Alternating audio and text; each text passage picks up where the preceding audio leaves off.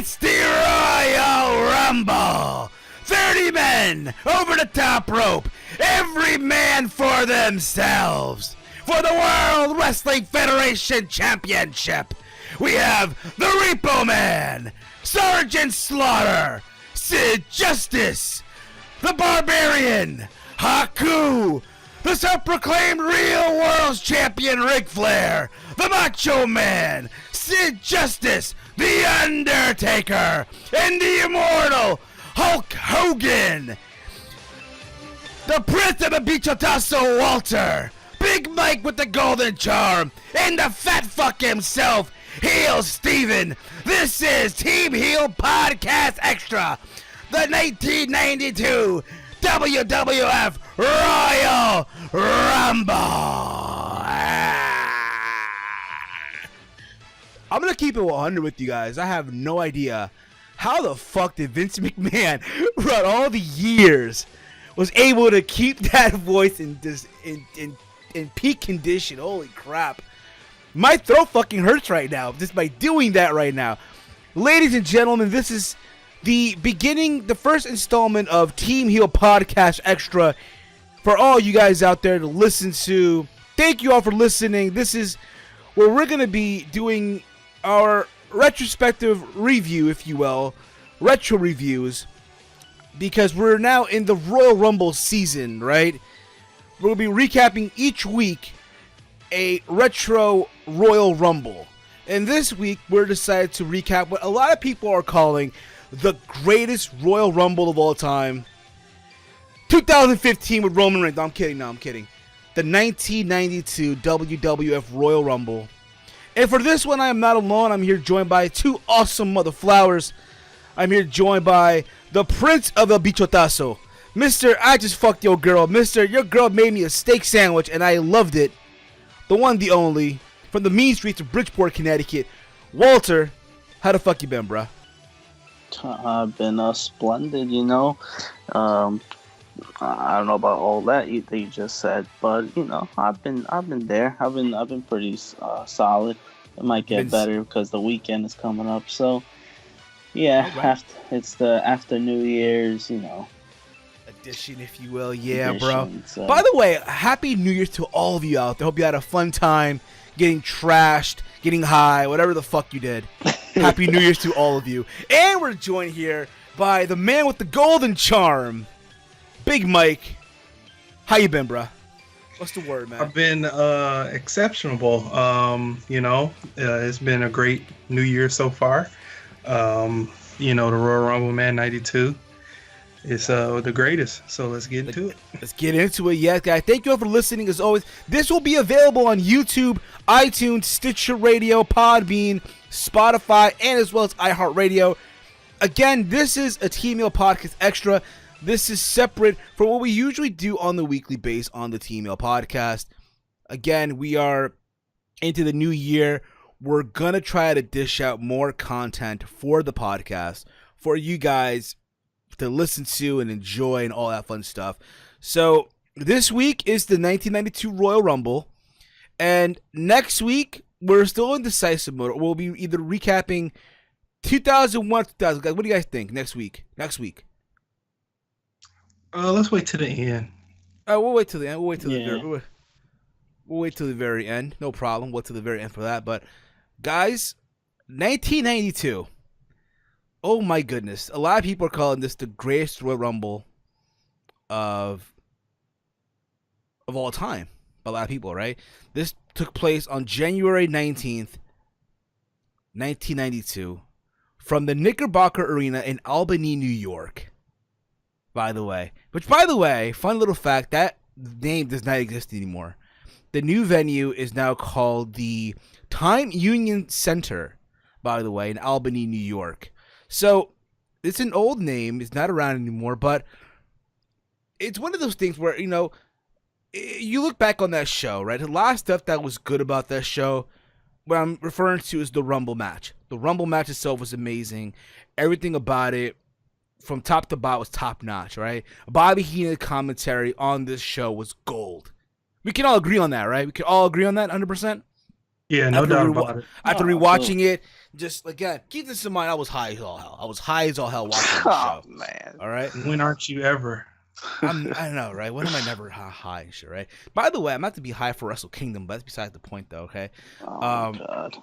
But besides all of that, though, guys, we can look back on this show. Let's keep it 100, okay? It was a chore to sit through. We were talking about this off the air, like when we were watching it respectively on our own. We were saying to each other, like, yo, this show is a chore to sit through. When you think about it, right? Oh yeah, I was taking pics. I was on my phone. I mean, it just. You were taking what, bro?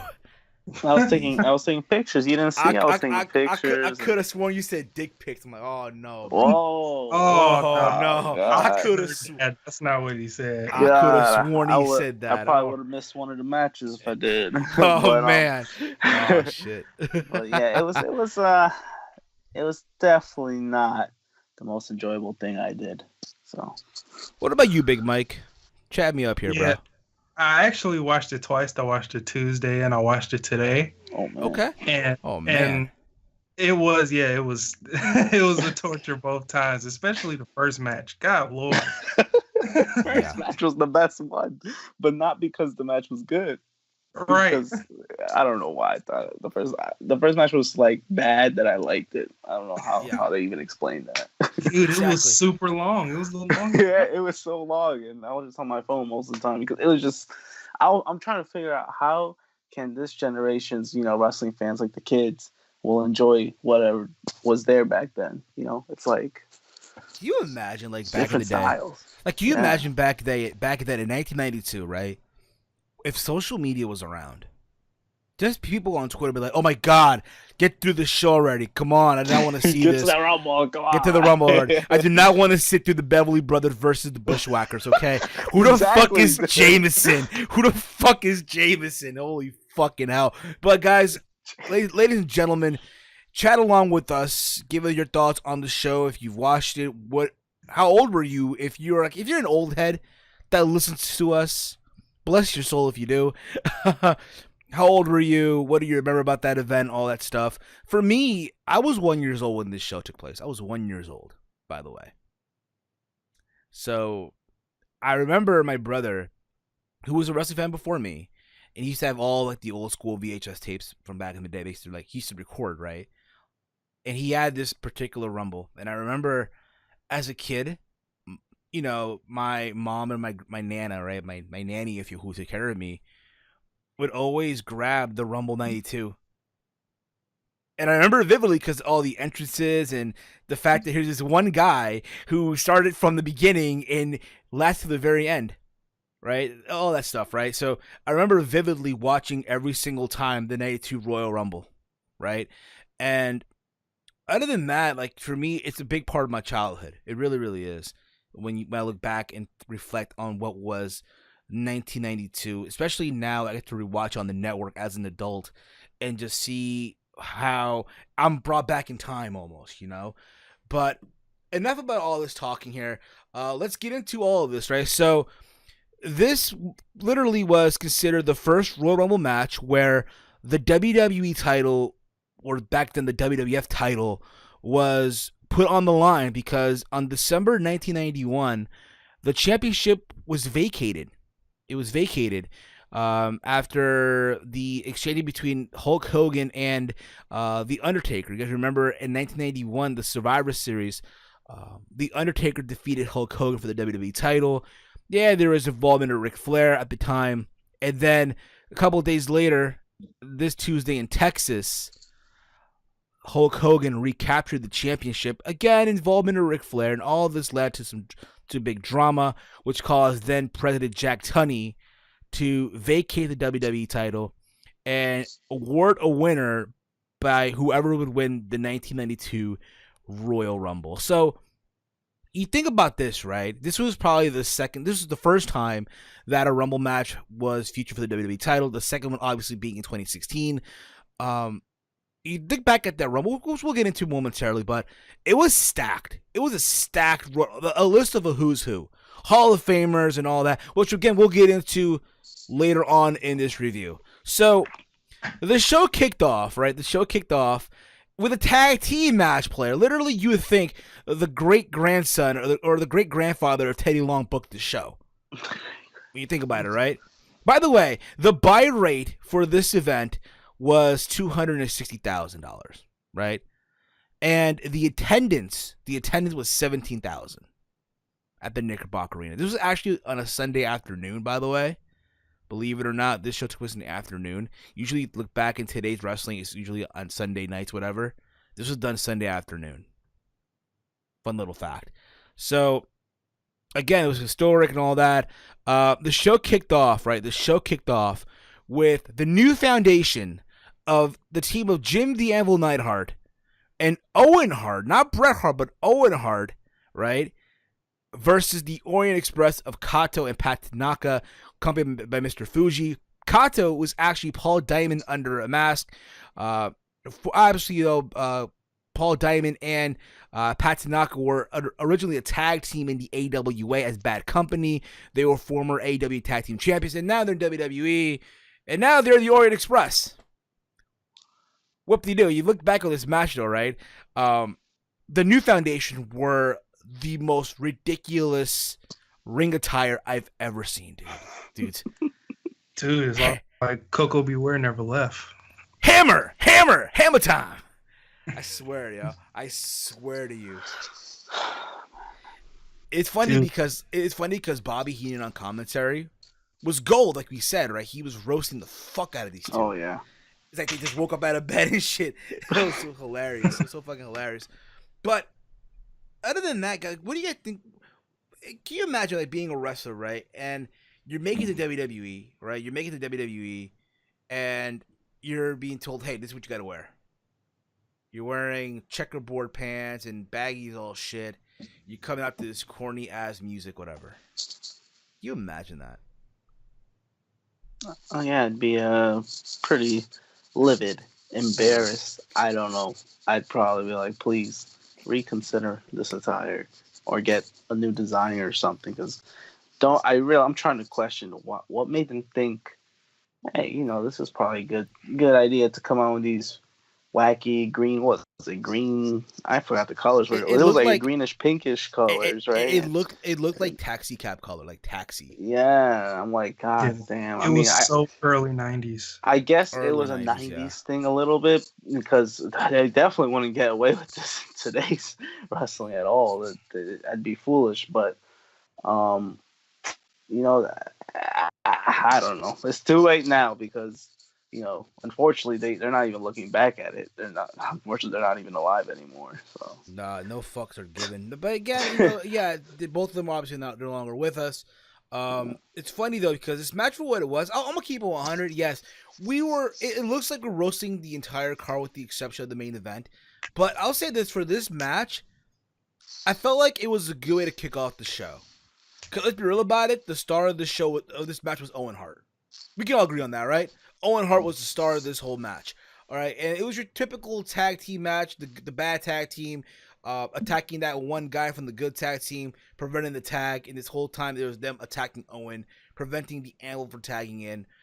Owen has a good spot, so he did like a diving he did like a diving move outside the ring on one of the guys. I think it was on Pat Tanaka, I believe. And other than that though, it's funny because Jim then tags in, and then the match just completely ends. It's like he tags in, and zero fucks were given. The guy did not give a zero fuck. The two moves, I'm out, hit the rocket launcher, and that's it. It's over with. Yeah. And what's the biggest takeaway from this tag team match that you can compare from today and back then? Well, that at least then, let's put it this way, at least then you had a guy that stood out. Okay, this is a guy, in this case being Owen Hart, that for a fact that guy is going to be a star in the future, and he was. Granted, he wasn't world champion, but he should have been, but to each their own. Nowadays, it's like you have a tag team match, it's a grip match all you want, but there's not that standout anymore. If you get what I'm saying. For example, how many times have we seen The Bar versus The New Day, right? On pay-per-views or on SmackDown Live. And yes, they're great matches, all you want. But there really isn't that guy like, oh my God, I just want them to let this guy be on his own. Like, granted, you can say Cesaro, you can say Kofi or Big E, but it's not like, like back then, there is someone to look for in the future. In that case, it was Owen Hart. What do you guys think about that? What's your take on that? Mike, Walter, chat me up. Yeah, I totally agree. And also to add on that, one of the biggest takeaways from this is the freaking hot tag and the crowd's reaction. You don't see that nowadays anymore. Right. You don't. Absolutely, you do not see that anymore. Like the crowd getting hot with every move that he did. He only did a whole bunch of shoulder blocks. He did John Cena moves, and they were going crazy over it.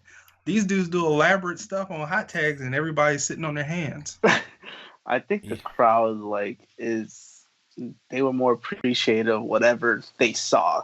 Nowadays, wrestling fans expect crazier things to happen, like a lot of, high risk spots. And that's unfortunate because, that's what happens when you watch a lot of independent wrestling, and now we have with NXT around.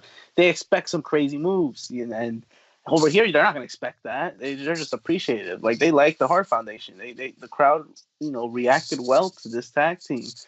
Nowadays, you're right. Everything is kind of the same. The crowd either doesn't react or you get seldom reactions. So it's a big difference. Even though the match itself probably wrestling-wise isn't better than most matches today, although you can make an argument. I think the fans enjoyed it, and that's why it was a good match to open the show. We didn't probably enjoy it as much as them, but maybe they should have cut a little bit of time off, but I think it was okay to start the show with this. Fair enough too. And again, you look back on this too. Owen and Jim, their brother-in-laws, they had somewhat, I would say, they had an okay chemistry. I'm not gonna say it was like Brett. It was like Brett and Jim. Obviously, it was not. Not a chance. But the chemistry was there. Believe it or not, though, this was the last pay-per-view win for the duo. I think it was also the only one, because Anvil ended up getting fired by WWE soon after. He had a lot of drug problems at the time, so it was tough for them to keep him around. Even though they would reunite again back in 1994, where Anvil helped Owen Hart win the 1994 King of the Ring, and that just added more fuel to the Brett and Owen feud, which would end up culminating in that awesome cage match from SummerSlam 1994. Who knows? Maybe somewhere down the road we will be reviewing King of the Ring 94, maybe SummerSlam 94. Only wait and see, motherflowers. Only wait and see. But overall, I thought this match, for what it was a good way to kick off the show. It was long, but it was your typical tag team style from back in the day. Okay, remember, it's the 90s. It's the early 90s here, motherflowers, okay? Yeah, we got to get accustomed to what they were watching back then, if you will. After this, we had the Mountie. The Mountie versus Roddy Piper for the Intercontinental Championship.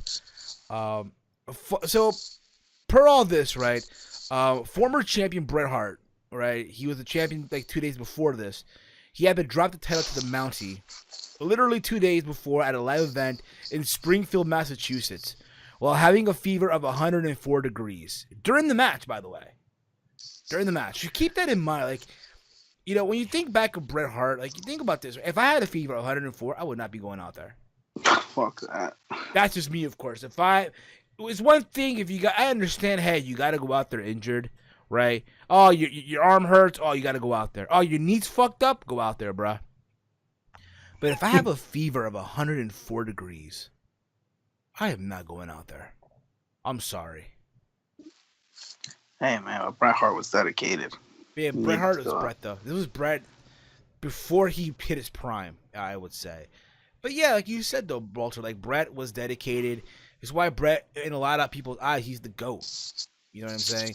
So that's what happened in Springfield, Massachusetts. Bret lost the belt to Mountie. But by the way, of all things, a fucking roll-up, by the way. Fucking roll-up, right? Jeez. And after the match, Mountie went to attack Hart, only for Roddy Piper to make the save To which Mountie then attacked Piper, setting up the match between the two at the Royal Rumble.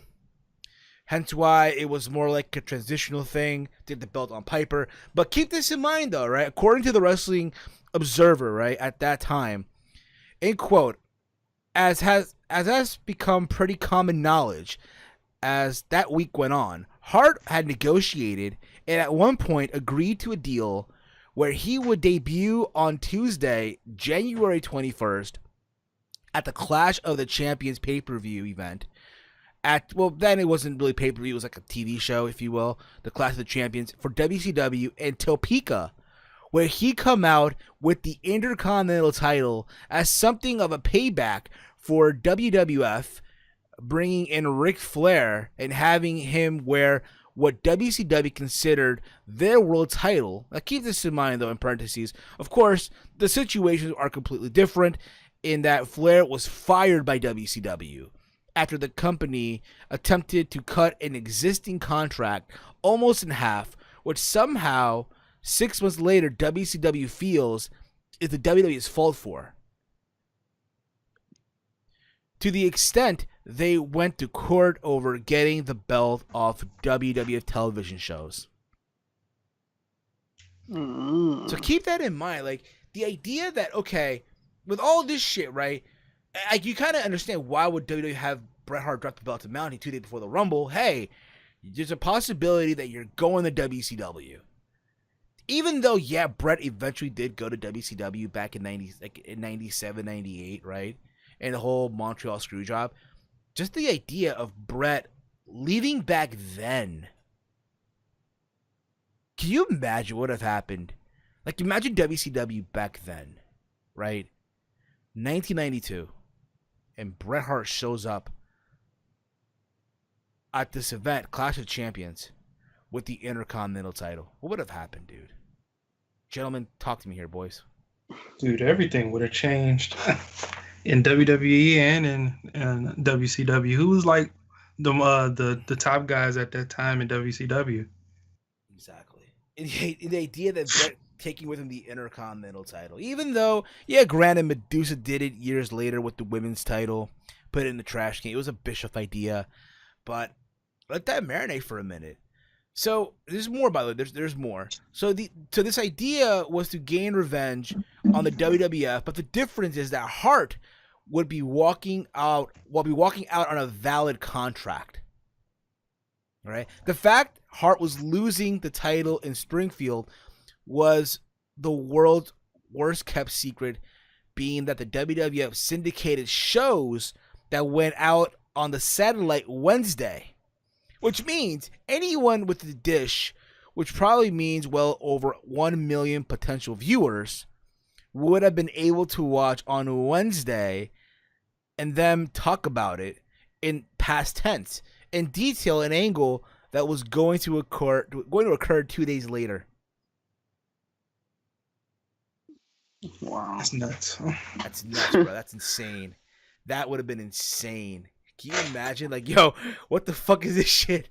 What the hell? That would have been very confusing. Exactly. It should be noted, though, that the decision made to change the Intercontinental title from Hart to Piper was made weeks ago before any talks had even started with WCW. So despite the rumors to the contrary that are sure to spread, it wasn't a last-minute decision made by Titan to get the belt off Hart for fear he was leaving. If anything, Hart, knowing he was going to lose the title, may have been impetuous in his exploring the option of a jump. Apparently, WCW offered Hart a guaranteed deal that was substantially more than he had been earning as Intercontinental champ.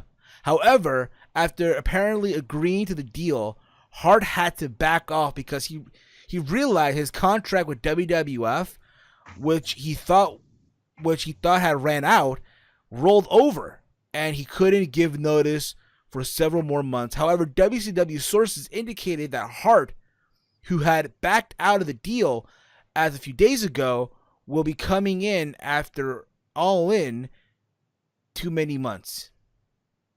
Oh, my bad. After All In, not too many months. So essentially, his deal rolled over. He thought he was done.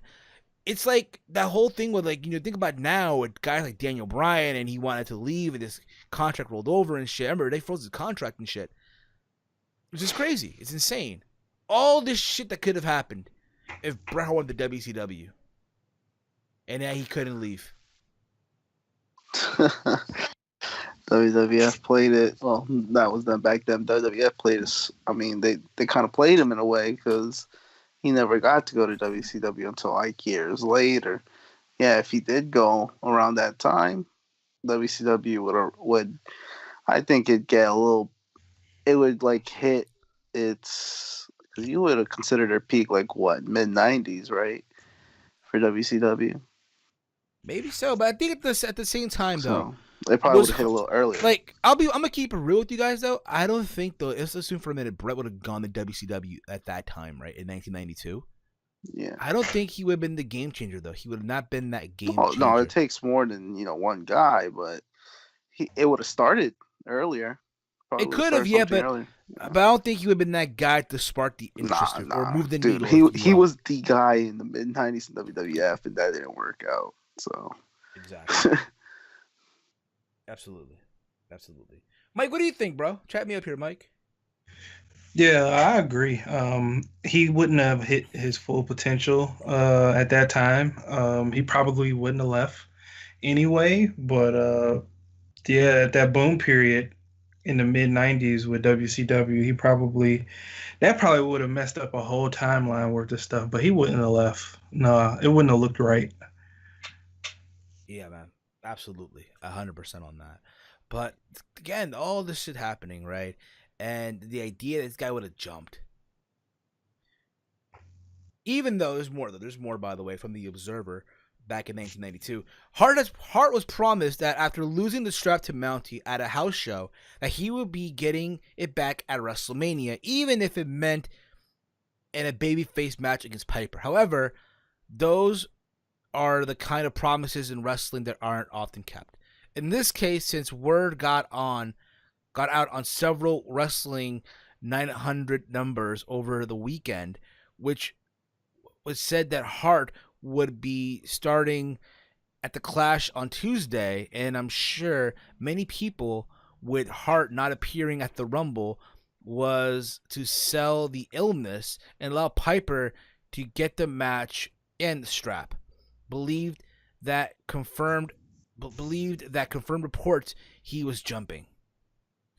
The plan WCW was attempting, that was the plan that WCW was attempting. Hart probably isn't in exactly the most favorable potential position in the WWF right now as a possible lame duck.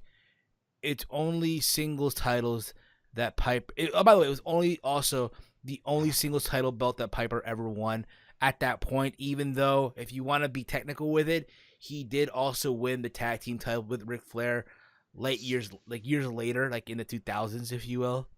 But this was Piper's only singles title that he's ever won in WWE against the Mountie. It was like a 5-minute match or so, right? Where there were moments where I guess Jimmy Hart got involved, and all this led to Piper locking in that sleeper hold. Which, by the way, I'm gonna say this too. I don't think it's like the best sleeper hold in the world. It really isn't. Well, not. But again, look what happened. He won. There's that moment, and they were saying too that Piper was the first guy that potentially could have won 2 titles that night. So you remember this too. Piper was also in the Rumble match. Yes. So Piper had an opportunity to walk out not just with 1 title, but 2 titles at that point. But then after that, we all know what happened. WrestleMania 8, it was Bret Hart versus Roddy Piper, which a lot of people were considering one of the best WrestleMania matches in the history of WrestleMania. It's up there in my opinion, but it's not really the best one in my honest opinion for what it's worth. But to think again that Bret Hart could have been going to WCW, the idea of that alone. And it's funny too, because after the match, right? After the match is over with, right? Roddy Piper grabs like the The sting, that stun thing, right? The stun stick, whatever, The right? cattle prong. Yeah, there you go. The cattle prom. Sorry, it's been a long day. Okay, been a long fucking day. The stunt stick. There you go. The cattle prom. Okay, Yeah. and he's about to hit. He about to hit Mountie with it, right? And he does, but the sound effect that it makes, you can just tell it was like a prompted sound effect.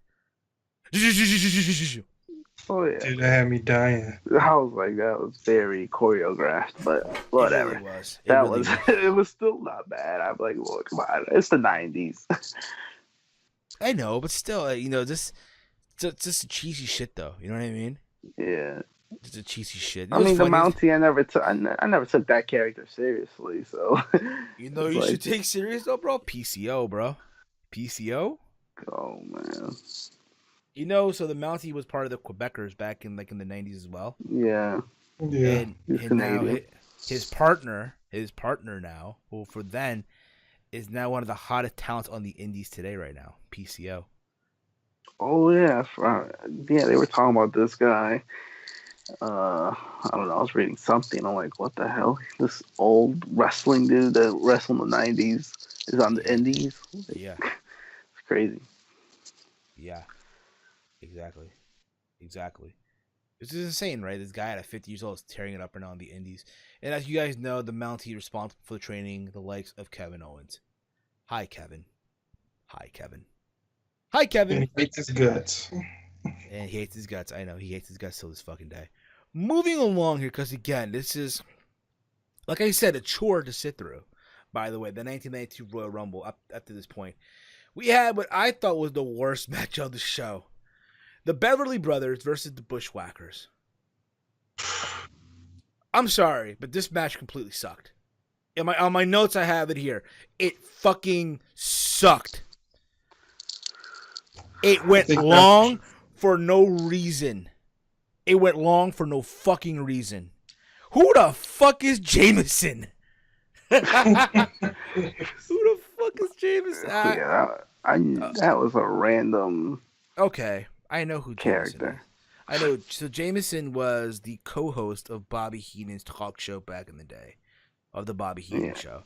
So I guess Vince wanted to keep him around as a character, put him with the Bushwhackers. I guess it made sense. But you look at him, right? He looks like the typical geek that you see, in the computer lab or in your library, right? That would just come on himself by talking to a girl and shit. You know what I'm saying? Like, you think about it, right? Like, come on. Yeah, everything. He was a dork. But at the beginning, I didn't even think the match started. I didn't know when it started, really, because they were just fooling around.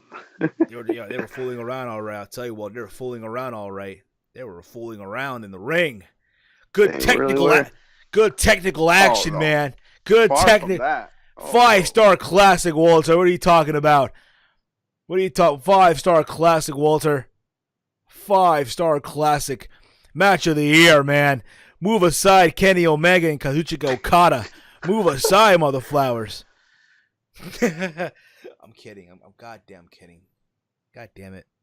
But yeah, bro, this match went too long for no reason. It's funny because Jameson was at ringside eating a dinner roll.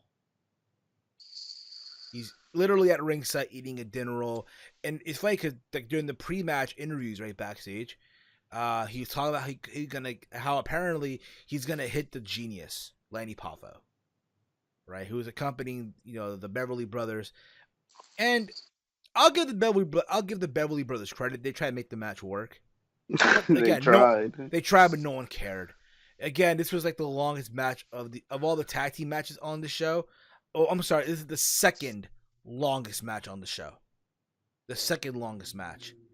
With the exception of the Rumble. This was the second undercard, the second longest match on the undercard. The first longest they were match literally fooling around for the first 10 minutes, I think, and then it became an actual wrestling match. And it just was weird. I mean, the crowd likes, I don't know, man. I can't even defend the crowd, really, because the match was just so random, Exactly. And that's the thing, too. I think that also, it's one of those things where, you know what? I guess at some point though, I don't know. Like I guess nowadays we will shit on it. I'm pretty sure people did as well back in the day. But at the same time, though, like you can appreciate characters like the Bushwhackers back then. Bushwhackers. Yeah, back in the day. You can Yeah, appreciate them. the crowd liked them. So I mean, Yeah. and they're Hall of Famers because they were likable, and they were a tag team pretty much where you can't really hate. I mean, if you're looking at a wrestling aspect and you're tired of their shenanigans, I can understand. But people weren't really that critical back then. Nowadays, yeah, I don't know if they'd be that liked, but back then it was okay. They'd be fussing up a storm if they saw a Bushwhacker today.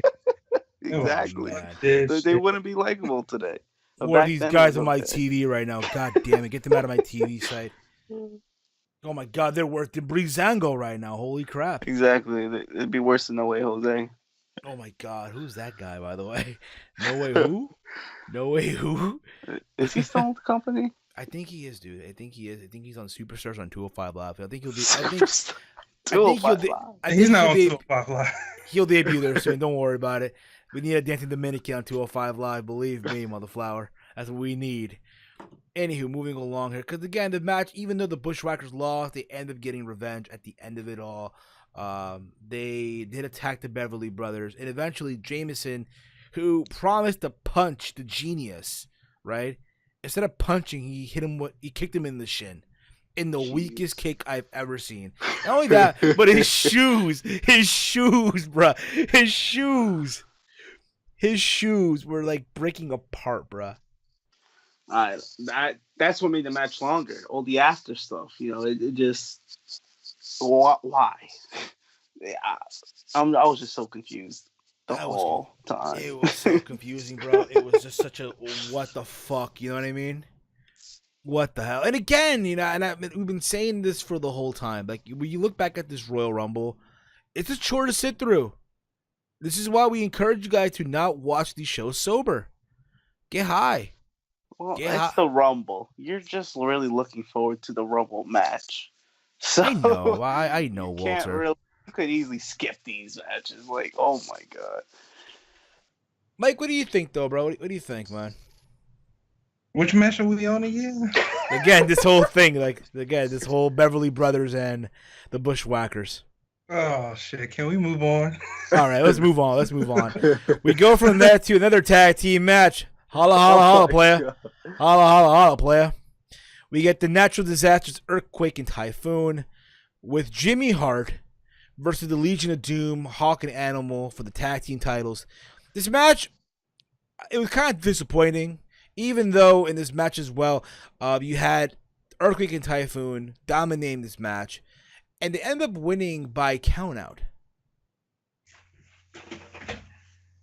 I didn't even notice the ref counting at one point. Yeah, the ref was. Yeah, you couldn't even know the match was counting. And it's funny though. What made me start laughing about this whole thing, right? Is okay. They win by countout, but in their minds, they thought they won the match. They won the belt. Yeah, they won the belt. You see them grabbing the belts, like, yeah, yo, they won the belts, and they found out not only, and the think like, at the end of it all, like, by the way, a championship only changes hands on pinfall and submission.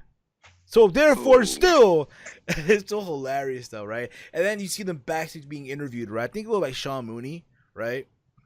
Yeah. And in the interview, it's like they're angry because in their eyes, hey, they beat LOD, right? They're the tag team. They should be the tag team champions right now, right? That they are the tag team champions, right?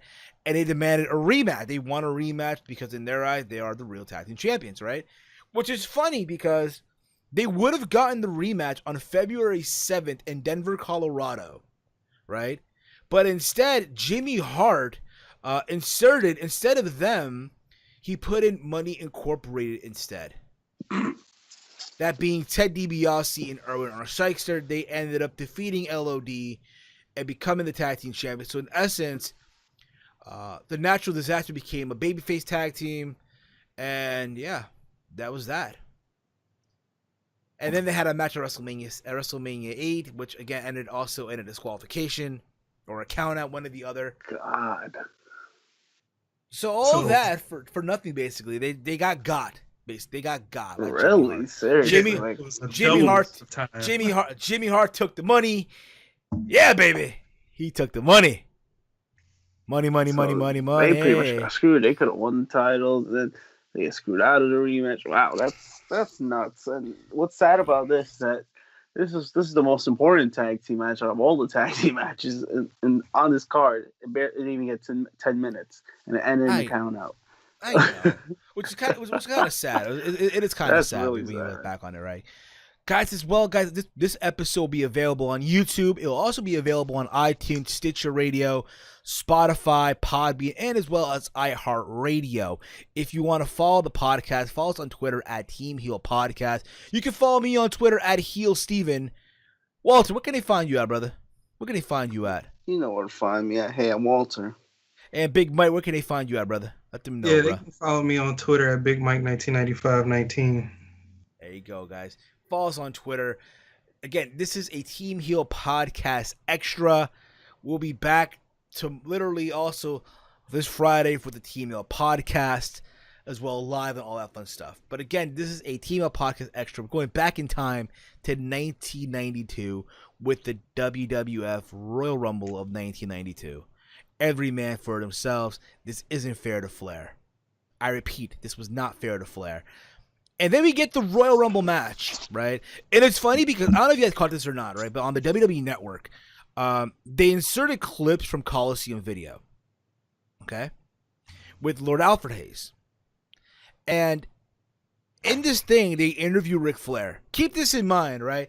Bobby Heenan on commentary was obviously pro Ric Flair, right? He's pro Ric Flair. He's hoping that Flair pulls the miracle, pulls the impossible, right? He wins the Rumble match. But he doesn't know what number Flair is. He doesn't know, right?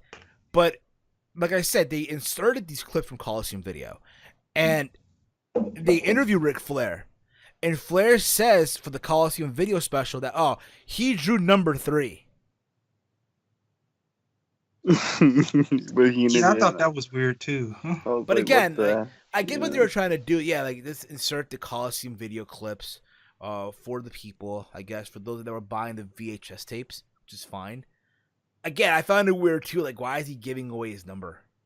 Why is he giving it out there? I thought that was something, that they like to do back then to hype up the match, but it didn't make sense to give out number 3. Why would you announce number 3 at the same time ahead? That's what it's like.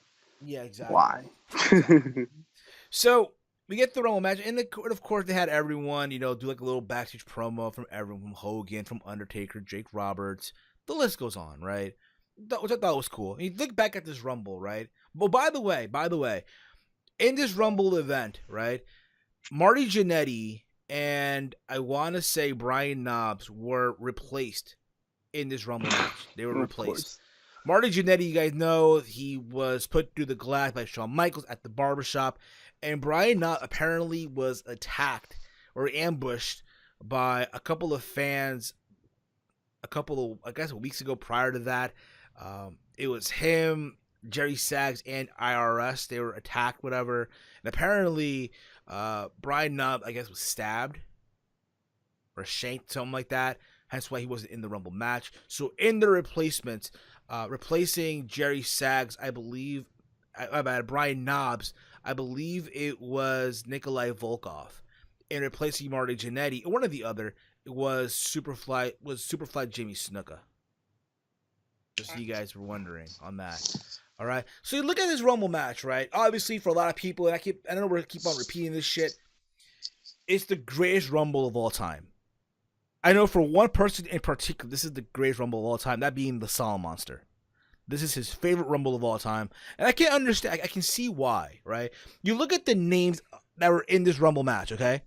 It's stacked. It's so fucking stacked. You had the likes of the British Bulldog, Ted DiBiase, Ric Flair, Haku, Shawn Michaels, the Texas Tornado, Greg Valentine, Big Boss Man, Roddy Piper, Jake Roberts, Jim Duggan, The Undertaker, Randy Savage, Hulk Hogan, Sergeant Slaughter, Sid Justice, just to name a few. Again, it's a stacked Royal Rumble. And to think that back then, right, the Rumble matches, like from the early 90s, You just had some regular mid-card guys that would get tossed out by the superior guy, but this was stacked to the fucking T, if you will. It's amazing to think. Again, also for the title, so it made a lot of sense to really just stack this Rumble, which makes you think for this year's Royal Rumble, do you think WWE will stack the deck and put in some big names, or? No. No, it's be a bunch of jobbers. Probably. So, but you think about this too. I wouldn't say that, but I would say it'd be on the medium level this year. Okay, because the talent aren't jobbers themselves. Actually, they just get treated like jobbers. So yeah, that's the only problem. Yeah, exactly. Which I will say this right now too. What made this so amazing for me was Bobby Heenan on commentary. This match in particular. This isn't fair to Flair. Give me something to drink. Give him the title. I'd slap my grandmother if I had to. Shit, so hilarious. There's also him and Monsoon too. There's those two guys on commentary were so amazing. And again, I guess for a lot of people who probably are watching the Rumble now as we speak, that Rumble in particular, in a way, it's a breath of fresh air. The commentary team, absolutely. I had no issues listening to these two. They're two of the greatest. And Bobby Heenan, I love that he got to commentate. Well, was a manager, but he was a pretty good commentator too. Funny one. You don't get a lot of good connection. There's not a lot of There's actually no commentators with a connection like that nowadays that Monsoon and Heenan had. Exactly. Now you got Michael Cole, Corey Graves. My God. Yeah, niggas gonna bring them dudes up. Oh well, who are these people? They didn't even exist. Monsoon. Well, they existed. No, I'm talking about Cole and the other people he was about to mention. They existed back then, but they didn't. They weren't in WWE's eyes. I know, they were not in their eye, but still, it's crazy to think that where they were then and where they're at now and stuff like that, and just the stuff that happened along the way. You know what I mean? It's crazy. It's so insane, right? So let's look at the list of the people that were in this match. All right, number 1 was the British Bulldog. Number 2 was Ted DiBiase. Again, throughout this whole thing, British Bulldog in his pre-match promo was talking about he won a battle royal in Royal Albert Hall in the UK, and how that's like a confidence boost to win the Rumble match. Number 2, Ted DiBiase, who was eliminated in under a minute and 18 seconds by the British Bulldog. Which really shocked me because, again, you think about Ted DiBiase, right? Over the years in the Rumble, being there for such a long time, you would think that he would be there in the ring for a longer time, but no, he got eliminated. I guess at the same time, it made sense too because who's coming in number 3? That being Ric Flair, right? Yeah, and Ted DiBiase's probably hurt, maybe. And he had 5 eliminations. Then you had Jerry Sags, you had Haku, Shawn Michaels, Tito Santana, the Barbarian, Texas Tornado, the Repo Man. So think about that for me. You had in the ring Shawn Michaels, Ric Flair, the Bulldog. You had Tito Santana, the Barbarian, Texas Tornado. The list of a who's who. And Repo Man. And the fucking Repo Man. The fucking Repo Man, Greg Valentine, Nikolai Volkov, who apparently Bobby Heenan claimed that Volkov was from Lithuania. Apparently. Yeah, I was like, what the? And then Monsoon was like, he's from Russia. I was confused. I'm like, did he get a character change back then? Did I not see this? Well, in '95 he did, part of the Money Incorporated. Well, yeah, I know that one, but like, the $1 million team, from Lithuania. I was like, what the hell? I know. It is a moment in this match again. Ric Flair from number 3, right? So there's a moment where the ring is cleared, and he just did that infamous Ric Flair flop that he does, where he just takes a bump, if you will. Yeah, he takes a fucking bump, right? And it's like he's like, oh my god, and he's like, that's it, just give him the title. He won the match. He won the match. Give him the title and shit. And it's like that thing. They're counting down the clock. 10, 9, 8, 7, 6, 5, 4, 3, 2, 1. And then out comes Piper. And like, oh shit, it's over. And again, they were feuding at the time. They were feuding and shit. And they were going at it. They were brawling. They were going at it just back and forth. Jake Robert comes out. And this is, again, my favorite part of the commentary here, right? Of Bobby Heenan. So it's funny because Heenan was like, "Oh, you know, it's a skirt, not a kilt." But then it looked like Jake the Snake was gonna lock in the DDT on Ric Flair, and Piper makes the save, and Heenan's like, "It's the kilt. It's not a skirt. It's a kilt. Thank you, thank you, Piper." And then 2 minutes later, "Oh, you nurse, you no skirt wearing freak. It's a skirt, not a kilt." It's so hilarious. I swear. Like, if anything, guys, I'm gonna just say this right now. If anything, just go back to watch this show. This is match in particular just for Heenan's commentary. You Oh owe it yeah. to you. Yeah, You man. definitely owe it to yourself. You definitely owe it to yourself. And then eventually, yeah, the former champions come in. You had Hogan in the ring, Savage in the ring. Who, by the way, there's a moment where Savage comes in. 'Cause at the time, Savage was feuding with Jake Roberts, right? He was feuding with Jake Roberts, and he gets into the ring. He eliminates Roberts, and I guess he throws himself over the top rope, but they allow him back into the ring. I was like, what the hell? So he got Oh, he eliminated. did like a Foley clothesline and then came back in. Yeah, and he came back in, He came back out of and the the ring. refs didn't care. Like he, I didn't even notice that. yep, he just Yeah. came in like nothing happened. Yeah. I guess that's worse than his with Yokozuna. Huh? Yeah. Exactly. Which was insane. But again, it's funny, it's hilarious, but they allowed him back in because again, no one saw nothing, so it is what it is. But by the way, though, Ric Flair broke the record with an hour and 2 minutes.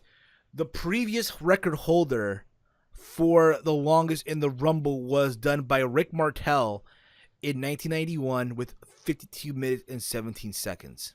Right? Keep that in mind. Keep that in mind. But the model didn't even win it, did he? But he didn't win it, though. He didn't win it. But keep this in mind, though, right? In Ric Flair's book, right? Because, again, at the end of the whole thing, it was down to Ric Flair, Hulk Hogan, Sid Justice, and the Macho Man, right? Macho Man goes over the top. Well, he gets, I guess he gets, like, pushed by Flair, like, by accident, whatever. So it's down to Hogan, Sid, and Flair, right? And Hogan and Flair are fighting in the corner, whatever. And I guess Flair goes over the top rope, but he's on the apron, still like just trying to survive, right? And Sid Justice from behind just sneaks in and just throws Hogan over the top rope. And it's funny because on the live version, people were cheering this shit and had to be edited out. It's even to the point where Bobby Heenan, my bad, Gorilla Monsoon in the original version said, "Oh, it was fair because again, every man for themselves." But if you watch the Coliseum video version of it, or even the network version, you see Gorilla Monsoon condemning Sid Justice for what he did. Like, he wasn't proud of him for what he did. Yeah, it was like a small voiceover, right? Exactly. Yeah. That definitely knew it was voiceover. I was like, wait, what? Yeah, indeed. It was weird. Like, you think about it, it was so fucking weird and shit, right? It's funny too because yeah, Flair wins it, right? And then Pete is like, yes, Flair wins it, yes, right? And it's funny because, in where was I here? Okay, so where was I here? In his book, "To Be the Man" by Ric Flair, right? Flair mentions that he mentioned that he would not know that he was going to win the Rumble or the WWE title until arriving at the arena that day of the event, and also felt he was brought in at number 3 in order to showcase his skills and endurance to the WWF audience who may not have watched his work in Jim Crockett Promotions or WCW.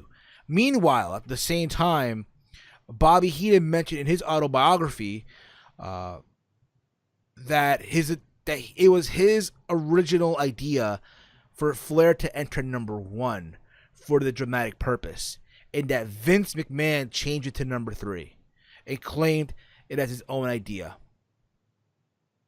That made no sense. Like, he should have won at number 1. I guess that too, but at the same time, though, you gotta keep this in mind too, right? It's funny because on commentary, right, Gorilla Monsoon mentions like no one in the history of the Rumble who entered from 1 through 5 made it to the end. Yeah, he had to say 1 through 5. You could have just said number 1, and there you go. But I guess, I mean, it is unique in a way because Flair, you know, is he the only one from number 3 to win? Well, you gotta remember, Rey Mysterio won from number 2. Michaels won for Yeah. number 1. You know what I mean? So 2 people won from number 1, right? Well, yeah, the other guy. The other guy. Yeah. Crispin. Okay. Yeah, He shall not be named. Crispin. The other guy. Yeah, 2 people from number 1. One person from number 2. Crispin. Who? I don't know. I don't know. Some guy. Right? But Flair is Yeah, the only one funny. from number Talking 3, right? I don't. To Think my anyone- knowledge, yes. To my knowledge, I mean, I can go back in time and find the winners and shit, but I know Mysterio won for number 2. Did 2 people win from number 2? I can't even remember.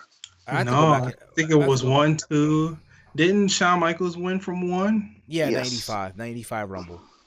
Yeah. So keep this in mind too. So after all this, right? You know, you see Flair walking back to the locker room area, right? And you see in the ring Hulk Hogan and Sid Justice. They're confronting each other for what happened, right?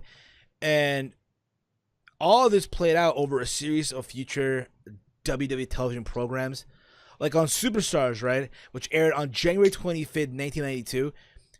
WWE President Jack Tunney held a press conference where he announced that Hogan would face Flair for the WWF World Heavyweight Championship at WrestleMania 8. Justice, who was also in attendance and began standing up as Tunney were about to proclaim him the top contender, was outraged and termed the announcement the most bogus act Jack Tunney has ever pulled off.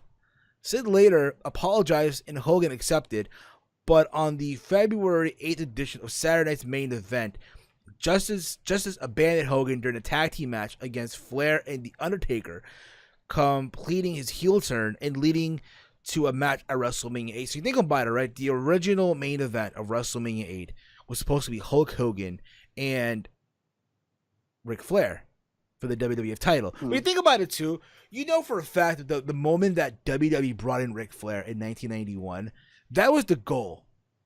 Flair and Hogan at WrestleMania. Yeah. Mm-hmm. And it never came out to be, even though they've had matches on house shows where it ended in countouts and no one went over each other, nothing like that. And it's kind of a shame because I feel like, again, WWE dropped the ball on that one. They really did. They really dropped the ball.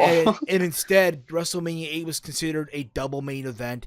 It was instead Ric Flair defended the WWF title against Macho Man Randy Savage and Hulk Hogan versus Sid Justice, which is funny because Hogan went on last on that show. He went on last.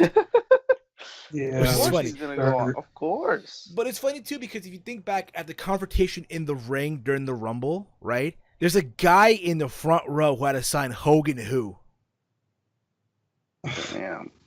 Cena Hogan. treatment, huh? You gotta understand, like, bro, in 1992, bro, people were tired of the Hogan bullshit. No, of course he's been Yeah, going on for the past 5 years? People were tired of the Three. same old shtick, same Way old, more. same Yeah, like old- since 80, what? I'm 80? thinking, I thought we were in the 80s pay-per-view. No, 90, so this was 92? Oh, shit, yeah.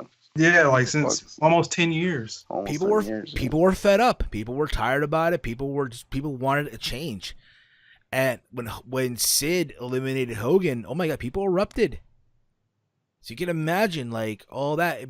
But like I said before, also though, meanwhile again, it was Flair and Savage for the championship. In the storyline, Flair claimed that he had a previous relationship with Savage's wife, Miss Elizabeth, going as far as presenting pictures of Elizabeth in which Flair had himself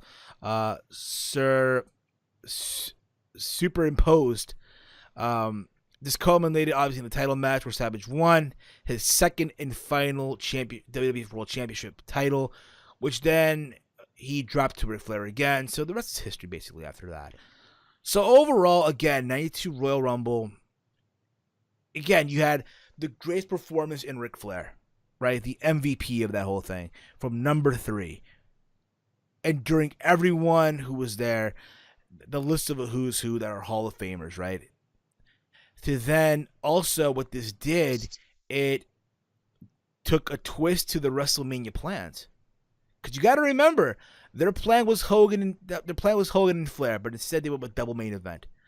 Overall, again, Rumble 92, to me overall, a great Rumble match, which you guys need to go out of your way to watch whenever you get a chance on the WWE Network. Whenever you get a chance. Not just because of the amazing commentary and funny of Bobby Heenan. Not just because of the list of a who's who that were in that match. But also because of the post-interview by Ric Flair and the late, great Mean Gene Okerlund. Rest in peace, by the way, to Mean Gene Okerlund. Well, everybody in that promo except for Flair is gone. Yeah, everyone's gone in that promo except for Flair. If I can just play the video again, if I can find it here. Oh, classic. I can listen to that promo all day. Yeah, me too, bro. I can. That promo's everywhere. Yeah. I can find it now. It should be on YouTube. Hopefully. Oh, yeah. For sure. I think WWE should have it. I know, but, again, sometimes here it is.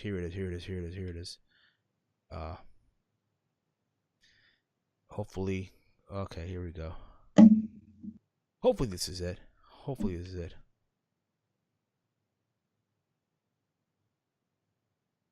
Never mind. Okay. But you kind of get the idea. Then the promo is like, with a tear in his eye, this is the greatest moment of his life, right? He talks about, being the real world champion, but he claimed that the WWF title was the only title in the wrestling world that made him number one. When you think about all that. Yep. And look, all the stuff that he's been through, and look what happened, And it's one of those things where, again, that promo will live in history forever and ever and ever. Arguably the greatest promo that he ever did. Probably one of my favorite promos that he did. Like, granted, don't get me wrong, Flair had promos from back in the NWA that were great as well. Oh yeah, but when you talk about WWE, this is his top. Yeah, exactly. This was his top promo, which was amazing. Again, you gotta go. I watch this. That in general, guys, this was amazing stuff. So, guys, we wrap up here. What was your take overall? What can you again take from Rumble 92? Well, Rumble 92, the pay-per-view itself, if we gotta add the extra things in it, the other matches in it, it was 10. I mean, since the Rumble was pretty good, and I did like it. I don't know if it's the greatest, but it definitely is up there. I think it's definitely top 3, top 2, whatever you want to call it. Yeah, maybe even number 1. The fact that Rumble match was good, I can't say the show was bad, because at the end of the day, I'm tuning in for the Rumble match, really. And the other matches are nice, but I can't say it was a perfect show because, the other matches it was hard to sit through. And, the Rumble was only an hour long, and then the other hour and a half was the other matches. But to be fair, I like the promos and the little backstage segments of the Royal participants, cutting their promo before the Rumble match. So that took a little bit of time. And Flair's, post-match interview was amazing, like you guys said.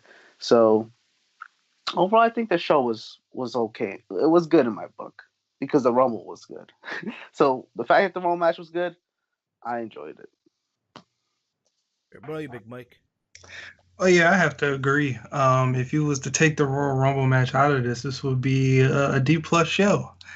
But but you have an A+ Royal Rumble match, so that gives it an automatic A to equal out the grades. So with everything, the commentary was great throughout the whole show.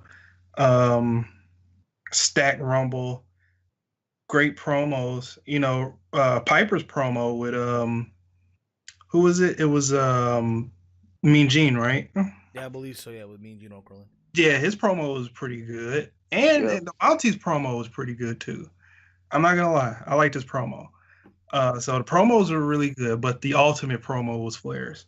So it's a pretty good show in my book. There you go, guys. Well, this wraps up this first installment of Teamheel Podcast Extra. Again, we will be recapping Retro Rumbles leading up to the 2019 Royal Rumble.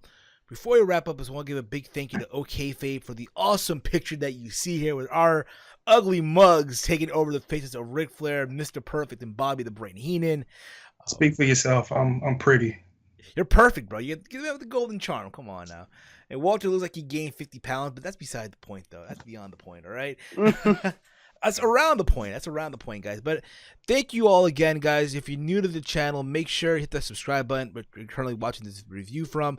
This will also be available, like I said before, on iTunes, Stitcher Radio, PODBEAN, Spotify, also iHeart Radio. We'll be back tomorrow or Friday, officially for the live edition of the Teamheel podcast. So much to get into as well. You can follow me on Twitter at HeelSteven. Walter, where can they find you at, brother? Yep, you could follow me on Twitter at HeyI'mWalter. Big Mike. Yeah, you can follow me on Twitter at Big Mike 199519 and on YouTube at Big Mike's Wrestling Recap Show. And with that being said, this was the Royal Rumble! I'm Vince McMahon. Peace out, mother flowers. It's the Royal Rumble.